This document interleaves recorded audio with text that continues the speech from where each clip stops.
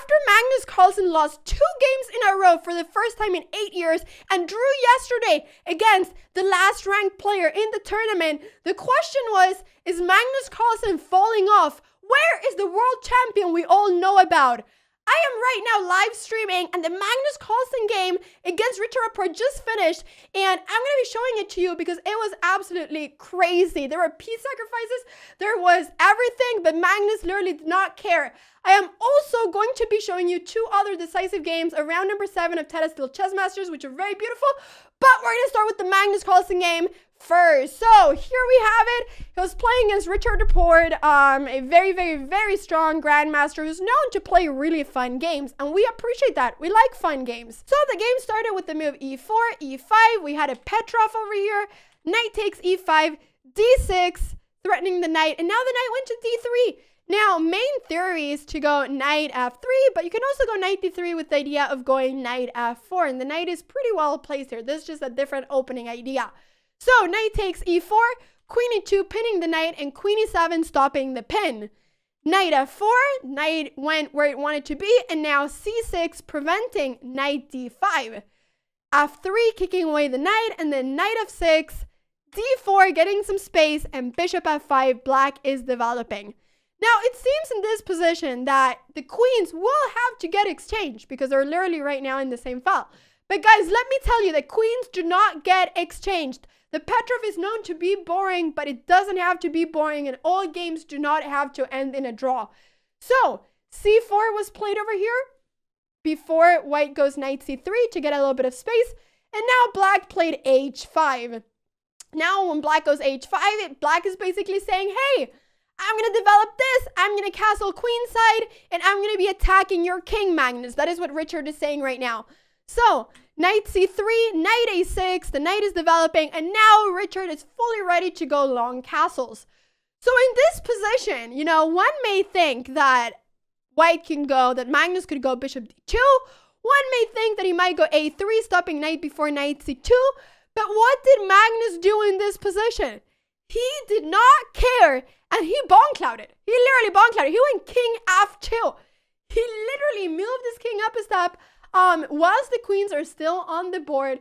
And his idea is actually that right now, he cannot develop this bishop, so he's right now going to manually castle. So he's just saying, I want to get my king out of the way, but, you know, it's going to take too long to do so, so I'm just going to go king f2. I actually think it's really, really, really cool. And it's important that the pawn is on f3, because if this knight could go anywhere here, this would be terrible to go king f2. But it makes sense now that the pawn is on f3. So this is actually really interesting. And here Richard played knight b4 with the threat of going knight c2, threatening both the rook and the pawn. And here Magnus said, okay, I'll go queen d1, I'm defending the pawn. And if you go now knight c2, I'll just simply move the rook to b1 and there'll be no threats. The knight will be really badly placed on c2. So, Richard long castled, and now knight d3, because Magnus wants to exchange these pieces. I mean, this knight over here is really annoying. The knight wants to come back to d3, and now if there's a big exchange of pieces, takes, and takes, the rook will be going to e1, the bishop will develop, and white will have a really nice position. As this bishop on f8, it's going to take a long time for that bishop to develop. So now actually Magnus is just trying to develop all these pieces very quickly. So d5 was played. And now taking would be really bad. You typically don't want to open up the position when your king is still in the center. So Magnus went c5 and locked everything in. He locked everything in over here. And now in this position, guys, Richard made a kind of slight mistake, right? And I know that because I'm looking with the engine, obviously really hard, but this is actually really interesting. And in this position, he went knight takes d3. Now, this is kind of a slight mistake. You actually want to capture with the bishop instead of with the knight because of a very specific variation that Richard right now is going to play. Because this position right now may look very solid. It may look pretty safe. But actually, what Richard is trying to do right now is that he's actually trying to sacrifice a piece. And you guys are going to see. Because now he's going to be playing against this king. So, and it's actually a really good sacrifice, but he needs to do it the right way. And the right way to do the sacrifice is by going first, bishop takes d3, and opening up this file. So I will show you what the difference is. So he went here, knight takes d3. And now after bishop takes d3, he went knight e4 check. And this looks kind of crazy. I mean, he's sacrificing a full piece. When we were watching this all together, I was live streaming. When we were watching this, we were all like, what is going on? Why can Magnus not just take? Because, I mean, the engine is saying this is relatively equal, but it's actually a really difficult position to understand. It's a very crazy position. So it's actually quite incredible. So in this position, I mean, Magnus has to take. If he doesn't take, then the knight on e4 is just going to be absolutely amazingly placed. So Magnus has to capture. F takes e4, and now the idea is to go d takes e4.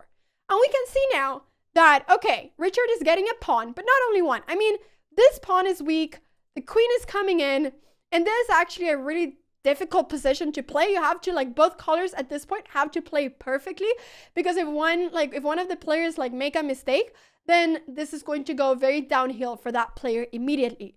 So here the bishop is under attack. And now bishop e2 was played.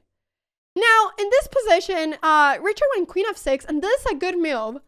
But now the issue is that Magnus has the time to go rook f1 and king g1 and manually castle and get out of the way. Will Magnus lose a couple pawns along the way? Yes. So it will definitely not be that Magnus is a full piece up. Richard will definitely get like 2-3 pawns for it. But the king will be safe. Magnus' king will be safe. Now, the reason why in this position when I was before, where I told you that he wanted to capture here with the bishop instead, is because if he captures with the bishop, we can see that after it captures in knight e4, and this is really pretty, and f takes e4, there is queen f6, and this is a check now. So now this bishop is not blocking the check, and Magnus does not have time to go rook f1 and king g1. So now the king does not have time to escape, and the king needs to stay in the center, which is a much better variation than what we saw in the game. So now this would become a very, very, very different game, and this pawn would be falling, and, well, this would become a very different game at least. So this is the reason for why. I'm not going to get too much into it, but this is the reason for why this was a lot better. So we'll go back to what happened. So here we have it, queen f6. And now after queen f6, actually in this position, white could go rook f1, but actually Magnus started by going bishop e3. And the idea of this is just that he's holding on to this pawn a little bit. And now actually black has the idea of going bishop takes c5, because we can see that this pawn is pinned right now. This pawn is pinned. If bishop takes c5, Magnus cannot capture back because the queen is hanging, right? So in this position, Richard captured on c5, rook f1. Now we have this, so he could have transposed by Magnus first going rook f1 and then bishop e3. Would have been pretty much the same thing. And now Richard decided that he wanted to sacrifice once more. Now this position is actually totally fine for him. He could go here, bishop takes d4, and it's going to be a very double Dutch position, because after bishop takes d4, I mean, this is really, really hard. I mean, after a big chunk of exchanges, after rook takes d4, I mean, it'll be equal material in the sense that Richard will get three pawns for the piece. But this king will be very unsafe. And after queen c1, I mean, there's ideas of checks, there's ideas of e3. Black will be very active. So black definitely has a lot of compensation. But Richard wasn't happy with that. He decided that he wanted to go for one more piece sacrifice. So what did Richard do? He went queen h4 check. Now this is a blunder, according to the engine.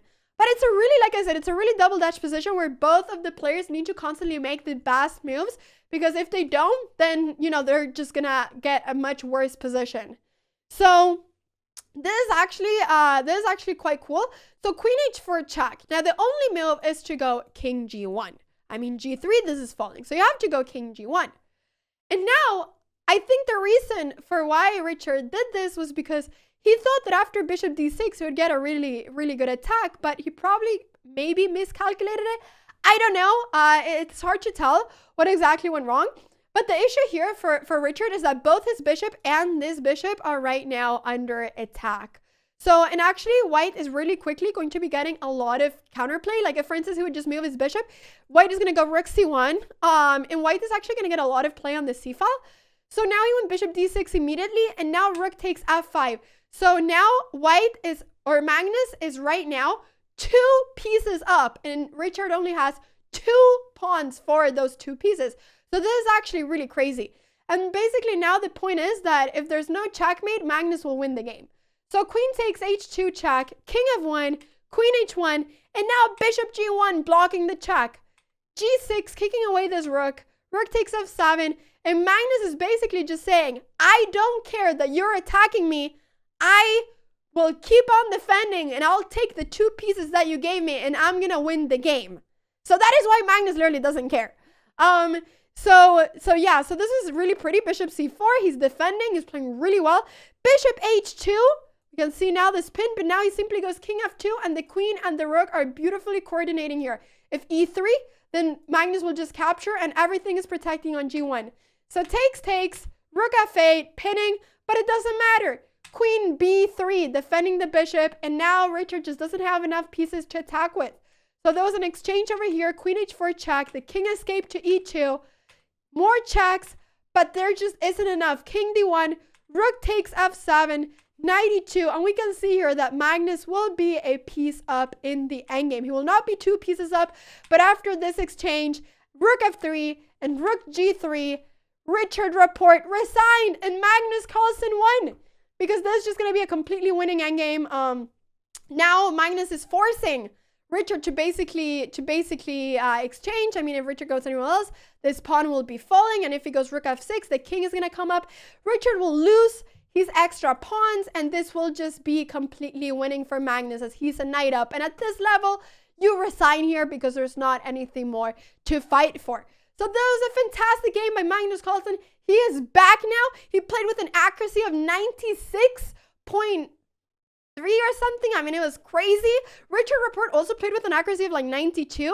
So this was a really well played game, but it was ultimately those 2 piece sacrifices that made Richard Rapport lose the game, or at least the second piece sacrifice. So we're now gonna move on to the next game, which was this amazing game between Grandmaster Arjun Erigaisi and Nodirbek Abdusattorov. Now, Nodirbek was, prior to this game, leading the tournament. He beat Magnus Carlsen, and he's been having a fantastic Tata Steel Chess Masters. 18 years old, from Uzbekistan, a grandmaster that's a prodigy. I mean, he's a super grandmaster. And actually, his team won the Olympiad as well a few months ago. So he's been doing fantastic performances lately.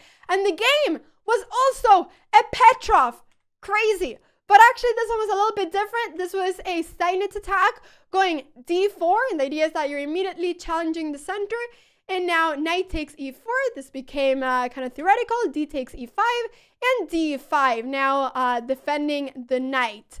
Now knight bd2 developing, and after takes and takes, bishop e7 and bishop d3.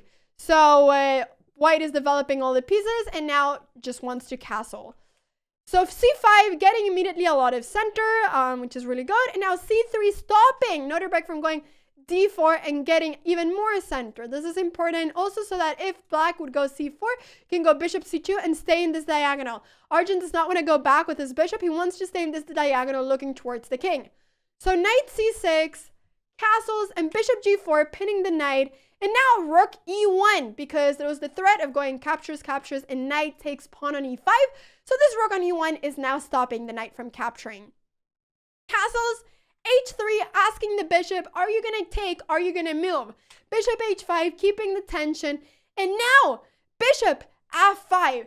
And this is actually a really interesting move. The idea is that you're stopping, or Arjun is stopping rook c8. And actually, if Nodirbek would go g6 to kick away the bishop, then this bishop on h5 is actually going to be pretty trapped over here. So Arjun would be threatening g4, and he'd be threatening to trap that bishop.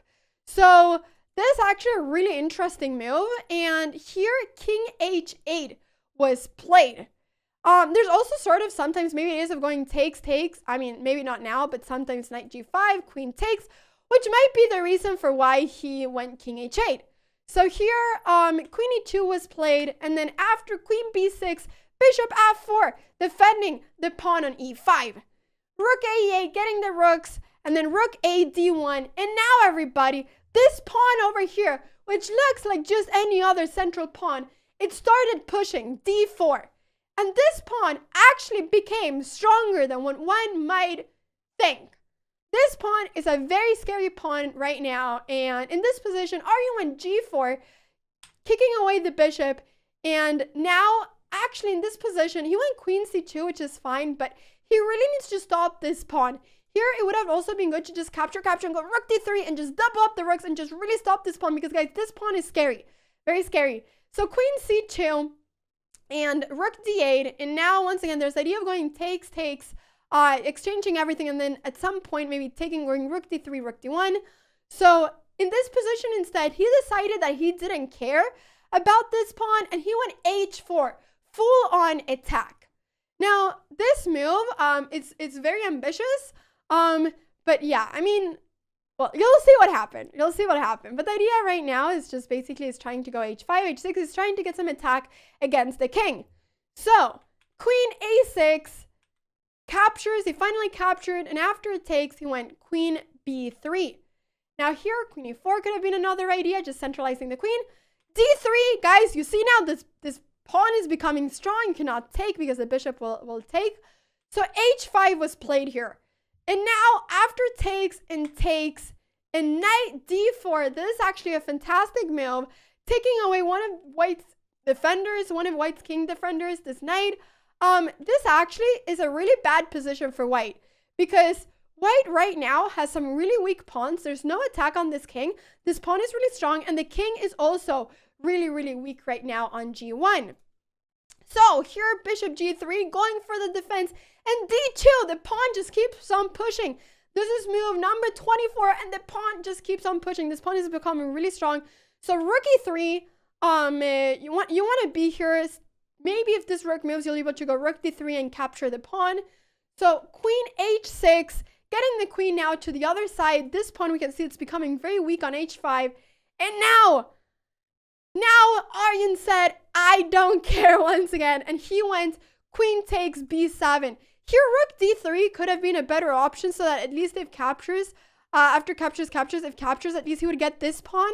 But he would lose this pawn in f5 and it would still be slightly worse. But he took on b7. Queen takes b7, threatening the bishop. Now, in this position, bishop g5 is really strong because it's defending the bishop and attacking this rook. The rook has to move. Now this pawn is ultra defended. It will not be able to be taken. Queen takes h5. Queen f3, going for the exchange of queens. But Nodirbek does not want to exchange queens. He keeps attention. Bishop h2. Aryan really wants to exchange queens. And now rook g4 check. This king is in a lot of trouble. Bishop g3, blocking the check. And now h6 was played. Now queen h1 could have been a good way of trying to exchange queens. He went queen g2 because now there is queen h5. So now the queen escapes. If we would have gone queen h1, the queen would not be able to escape. So the queen escapes. f3, kicking away the rook. Now rook d4, queen h2. I mean, he's still trying to exchange, and bishop h4. Beautiful move, stopping the exchange. King f1. The king tries to escape, but we can see now this pawn is just becoming really, really strong. So bishop f2, threatening the rook, and now rook e4. This is really pretty, right? Because if takes, then this rook is hanging. Beautiful. This is really, really, really beautiful. So beautiful, right? Rook e4, giving up a rook, but there's a tactic. So f6, Aryan is right now trying to go for some counterattack, and then g takes f6 and queen h3. So now, I mean, he's trying to open up for the king. Maybe there could be some rook c8 with some checks, but this is actually now a really lost position for Aryan. This is really lost. Nodirbek is winning this. He's winning this, and this is just fantastically played. Rook f4, bishop takes a7. I mean, he goes for the final pawn, which, yeah. I mean, right now, there's a lot of danger. Queen takes e5, bishop e3, queen check, and we can see these moves. This is beautiful. Queen e2 threatening the rook. A final attempt of exchanging the queens. But after queen takes f1, rook takes f1, Nodirbek finishes the game in brilliant fashion by doing a brilliant move. Rook takes f3. The idea is that if rook captures, there's going to be a promotion over here. And if you would go something like rook d1 or anything like that, there is rook h3, checkmate. So there's nothing you can do. It is completely lost. And Nodirbek won the game. In this position, Erigaisi resigned. So the d-pawn was really the theme of the game. Just became a lot stronger than when Erigaisi thought it was going to become. And it was just a fantastic game. Abdusattorov is right now leading the tournament with is it a half a point or one more point? I don't know. But he's right now really doing a fantastic tournament, and he is leading it right now, which is a fantastic performance by him. We're now going to check out the Gukesh versus Wesley So game. Now, this game was a decisive one, and it was really exciting because Gukesh is the youngest chess player of the tournament. He's 16 years old, and he's 2,700. He hasn't been having the greatest tournament ever, but prior to this, he had some amazing performances, such as in the Olympiad. Now, he's playing against Wesley So, a very established American grandmaster who's also a super gem. Obviously, you know Wesley So. So it's going to be really fun to see this. E4, E5, knight f3, knight c6, and bishop b5. This became a Ruy Lopez, a Spanish. So, knight f6, and now d3, bishop c5. This is all very standard stuff. And c3, white always tries to go for d4 in some lines here in the Ruy Lopez. And now castles, d5, black is trying to get a little bit of center. And now, I mean, you pretty much have to captures, and queen captures over here instead of knight, getting the queen in the game, and bishop c4 threatening the queen. Now, the queen, it wants to go back to d8. It doesn't really make sense to go any other place, maybe queen d6, but going back to d8 makes a lot of sense. And now, immediately b4, and white is now going to be playing a lot on the queen side. So white is going to try to get a lot of queen side space over here. So b4, this is a very common idea as well in the Ruy Lopez of getting queenside space. Bishop d6, and now development. So knight d2 to maybe go knight b3 as well at some point, but also just to stop e4, maybe get a knight up over here. There's many different ideas. So h6, getting a little bit of air for the king, but also stopping bishop g5, which might be an annoying pin. Rook e1, rook e8, a4. Now we're getting the space. a6, preventing b5, because otherwise white might just push all the pawns and get a lot of space over there. And now in this position, queen c2. And queen c2, the idea is just to go bishop b2, get the rooks in, and just get the queen out. I mean, also one idea is to kind of prevent black from going e4. Sometimes black might want to try to open up the center with going b4. So the queen, e4. So having the queen here also is stopping that. So it makes sense. Bishop e6, bishop b2, and now queen d7. And in this position, white decided to double up the rooks on the e-file. We can actually see that the e-file became a really important file over here.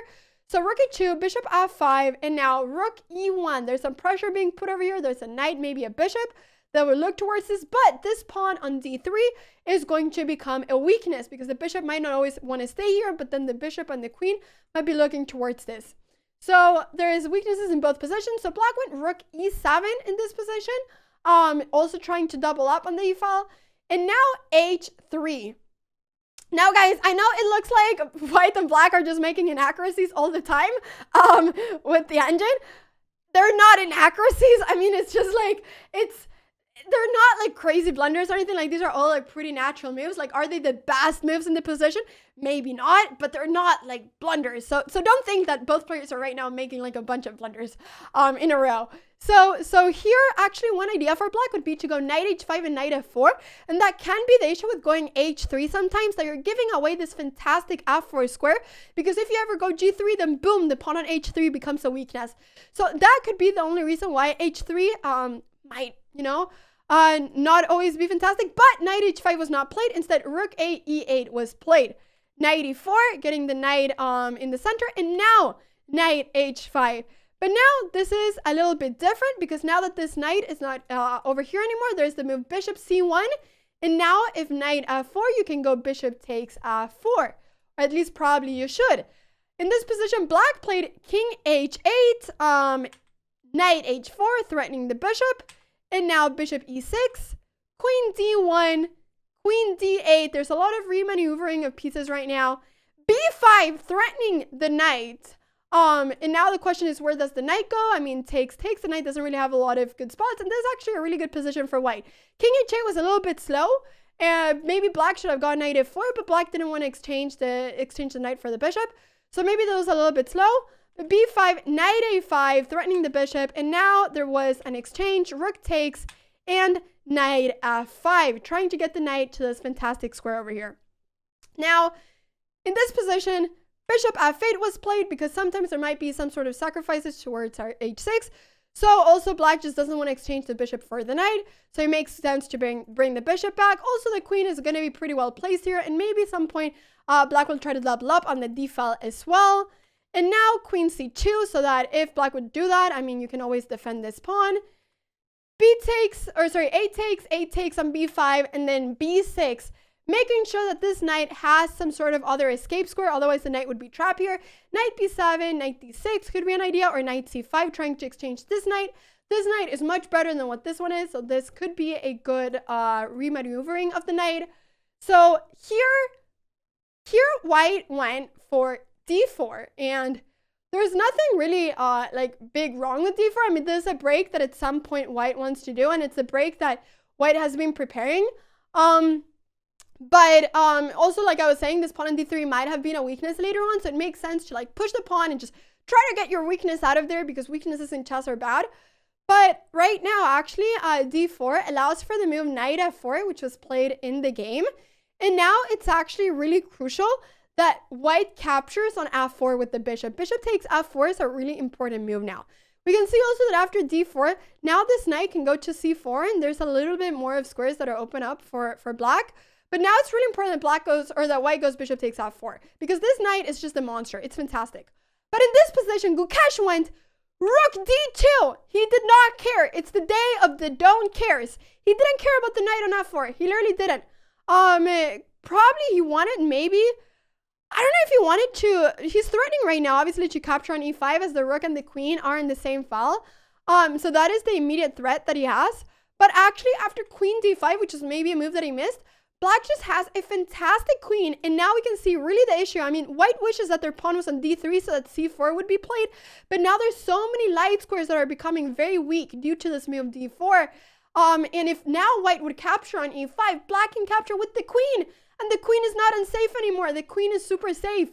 So knight e3, the knight went back, threatening the queen, which makes sense. But now the queen can capture on b5. The light squares are just so weak, which is the main theme of this game. Now d5 was played, threatening the rook, but rook g6, there's a million threats towards the king. Knight takes h3 is one of them.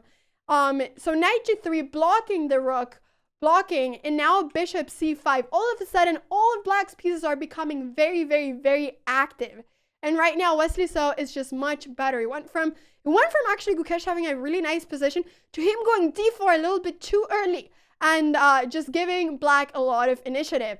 Giving Wesley So a lot of initiative. So in this position, queen e4 was played, just trying to centralize the queen. But now after bishop takes e3 and f takes e3, there is this fantastic move, this fantastic tactic. Knight takes h3, which was not played. But there's knight c4 first, which you guys will see. I thought actually knight takes h3 was played here. But there is knight c4 threatening the rook. And after, in this position, after rook f2, now there would be knight takes h3. This is one of the ideas that could happen, because after takes and rook takes, there is this. But actually in this position, knight d6 was played, and here there was a resignation. Now, why is this a resignation? Why did Gukesh here resign? Why did Wesley So win here after he just went back with the knight and threatened the queen? I mean, Wesley So is just one pawn up. It doesn't look like it's completely over.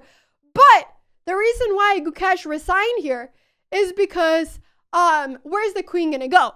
If the queen goes to c2, for instance, there's going to be knight d3, and there's a fork of the rooks. But not only that, the knight is hanging as well. So a lot of pieces are hanging here for white, and white's pieces are just literally in terrible squares, and black just has all their pieces being really active. This knight is active, this knight is active, this rook is active.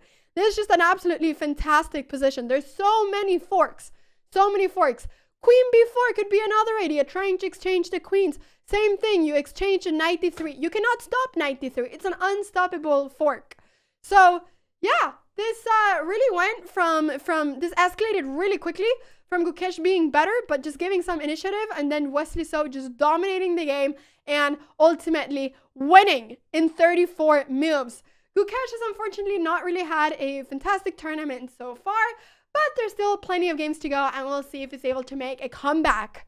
I hope that you guys enjoyed the recap, enjoyed the games, and also enjoyed some of the chat that we had over here, because I did this during my live stream. I recorded this absolutely live, so it's the first time that I do one of these recaps live. I hope you guys enjoyed it.